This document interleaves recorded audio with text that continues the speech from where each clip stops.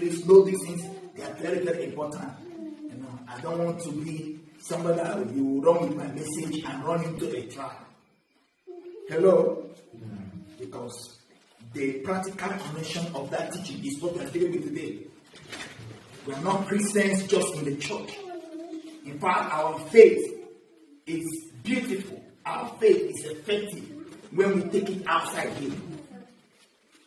So that is why I'm taking my time to explain this angle of our faith so that you don't run with the parable of the Good Samaritan and run into a trap.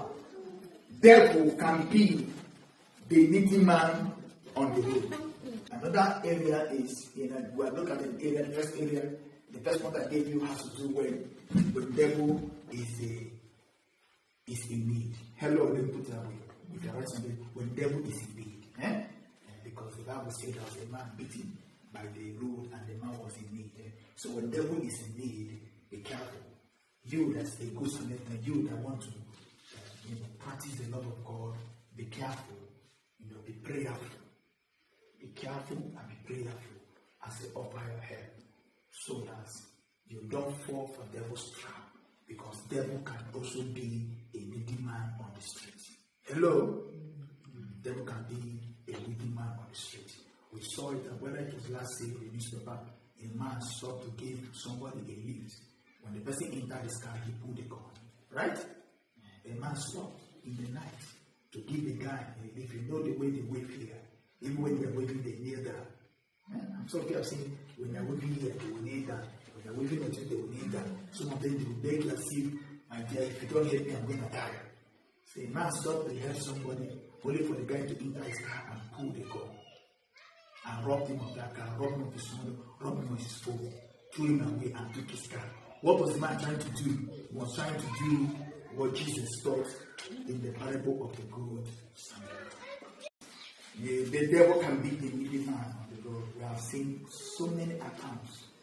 When the devil wants to catch you, when the devil knows you are a good person, you can write it down and be living witness. When the devil knows you're a good person, you have a good heart, you like to help people, people's situations always reach your heart. When you see people in predicaments, you want to share. Please understand this I'm teaching you today. Okay? Be prayerful about it. And whenever you feel you don't feel free in your spirit. I can't put a finger on it, that's why I say it's dicey. Whenever you don't feel free in your spirit to do something good, I will encourage you to hesitate. Give that and sleep over that. Sleep over it. So that before you launch yourself into it. And most times when you want to give a help, you understand that this help, you are doing something that's good, but you don't really know the person you are helping. Like the parable do something, the Samaritan don't really know the person is helping. Okay? When you are doing such help, please, in our situation today, this story was a story Jesus was giving. Jesus is not looking at us. I told you, his object is not us. Hello? His object is not us. His object was that man that asked the question. So he answered him exactly what would correct what that man was believing to be a neighbor. But to us, it's a different working. So please, I encourage you, when you are helping people and you find yourself in the situation where it's dicey, you don't know what will come out from helping this person, I encourage you to pause or skip over it. Not that you should not help, but sleep over it so that you can get a revelation. I use that to help. God had taught me that and it's helping me. Before I was the kind of person that helped people spontaneously. Some of you are witnesses of that. I help people spontaneously. Come back and just walk in here. I don't even know the person and all that. And I carry the person's body on my head and run with it. I was doing that, but I learned from that. Okay? So most of the time when you're helping people, don't be all that spontaneous all the time. Most times, try to sleep over it. Because today, unfortunately, devil is using the teachings of the parable of the Good Samaritan to kill many Christians. Devil is using this teaching to enslave a lot of people. So many have died. Some people pick somebody, put in their house, just because they want to help somebody. Pick them in, put in their house. give him a job to be a house help. Today, that house help have chased the woman away, married the husband, and taken over the family. We have seen countless stories of where somebody's head became a curse. Hello? Countless stories of where your head, your assistant, became a curse. I don't want to go to things that I experienced. So I'm telling you the truth, that God anointed you, that God is with you, will only protect you if you're prayerful. It will protect you. But if you're not prayerful enough, because prayer has levels, if you're not prayerful enough, you can die in it. Just like what happened to that lady. She tried to help somebody on the road. She lost the son. And you know, with me, you know that marriage is on the road. Hello? You know. Even though the newspaper I read it long time in Nigeria did not give us detail of what finally happened to that man's husband, but I know that experience has kept that marriage on the rock. That marriage is shaky. I doubt whether that man will remain married that woman in the next 3 years to come. Because any day he sees the clothes of his son, any day he sees somebody's son, he remembers that his wife is the one that made him lose his son. Are you getting what I'm saying? This is the practical things you're facing here. It's not most times you read the Bible, you just read it and shout, amen, oh, good, yes, good. But the reality is, when we come into the society to practice this way, we have to look at what we face, what we encounter, what happens to us. And Christ is not teaching you and me to be a victim of demonic manipulation. He's not teaching you and me to be a victim of criminal activities. That is not what he's teaching in the parable of the Good Samaritan. So it is stupidity for you as a Christian to feel, because Christ said, help people, you just go there and fall into the hands of dangerous people. You have to understand that there was an object Christ was speaking to. That object is not you. But that teaching is for you and me. Hello? The teaching is what? Is for you and me. To help people. So for that reason, I have to now consider my society. 1, consider my environment. 2, consider the kind of people that live around me before I can practice the teachings of the parable of the Good Samaritan. There's an area in Joburg, all of you know. It's a very dangerous area. You can't be going there and see somebody and say, help me, I rush to help him. You want to die. So you have to take all that into cognizance. You have to understand. There's an environment you stay, you can stop over and help people. There's an environment you stay, you don't stop over. Because that stop over can mean your own life. After all, the command was to do what? To love your neighbor as yourself. Hello? So the command is not to love the neighbor more than yourself. Please understand these things. The command was to love your neighbor as yourself, not more than yourself.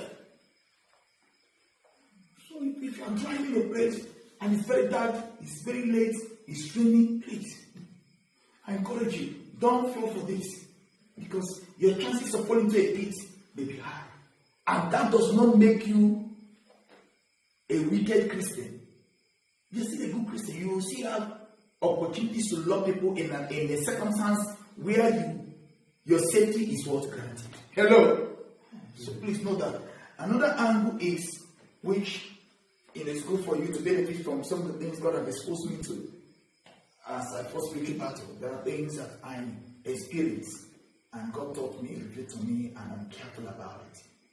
Is that devil can target you. Listen to me. Devil can target to destroy you, and if he fails to destroy you because you are a very prayerful person, you're somebody that's always watchful in your life, you're watching and praying all the time, it's very difficult for the devil to beat you. That's a strategy which is true, and God told me that I want to let you. Is that when they see they can't pull you down, they bring somebody that is cursed by God. Hello? Whether you believe it or not, there are people around that are cursed by God because of the things they did. There are people carrying curses around. And some curses are infectious, just like disease. Some are not. I'm going deep now, okay? I want to get a little bit deep. Some curses are infectious, like a disease. Some are not. By infectious, I mean that this person that is cursed, if you want to help him, my Lord, that curse in him will overflow on you. There are some cases that are infectious. I look at the practical application of this teaching. So helping some people, I'm telling you, when you are doing it and you notice, you have to understand yourself first. You must understand yourself. Because I've experienced this in minutes. I'm not telling something that I just read or something somebody taught me. I'm telling something God taught me, and He taught me because I experienced it. Some people, if you're helping them, you have to be careful, you have to be watchful of yourself. Because you have to begin to see whether you that is helping that person, especially when they have help, it's a help that has to do with you going a long way with him. You know, there's some help that are spontaneous. Some people you can help them spontaneously and go your way. Okay? When you see people that are cursed. Now, it is not your job. Hello? Mm-hmm. It's not your job to deal with the curse. Please. If you're not called for that, it is not your job to deal with the curse. You can pray for that person on your own. But if maybe you know that the person is cursed, it's not your job. Don't gamble into something that can ruin your life. It's not your job to deal with the cause. You can your own pray for him, for God to help him. And if you want to help people of that nature that are cursed and their curses are infectious, you give them just one time help, you go ahead, God will commend you for that. Okay? You are helping them to bear the burden of the curse. But if the help you're going to give them is a help that you're going to go along with them, you're going to carry them for a distance. You know, some of the help I give the people here, you know, when people come here and want to help them, I don't just pray for you. I pray for you. I listen to your problem. We begin to work about to do it, how to solve the problem. Some of them will go back to school. So going back to school means after one first time, they will call me again. I pay fees for second time. Hello, third time I have to pay again. We buy uniforms, we buy clothes, we buy shoes.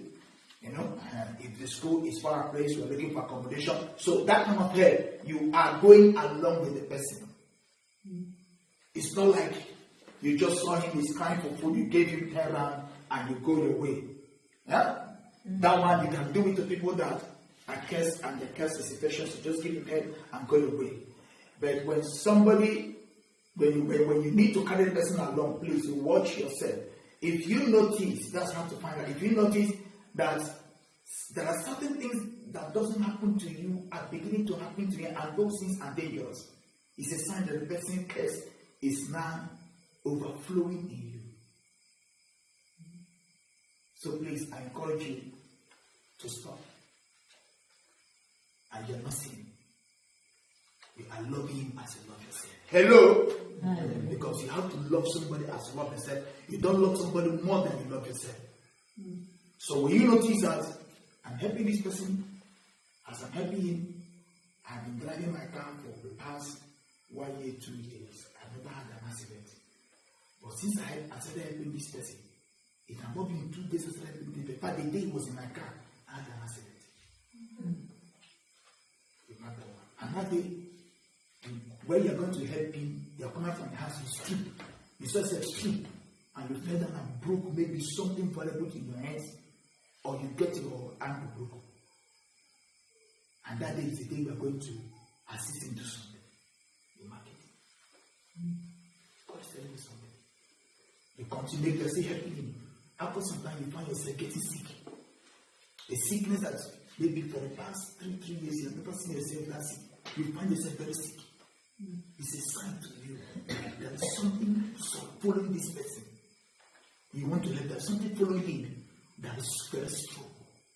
And that thing is impatient. The curse in him is impatient. So, I'm telling you, I don't want to lie to you, sir.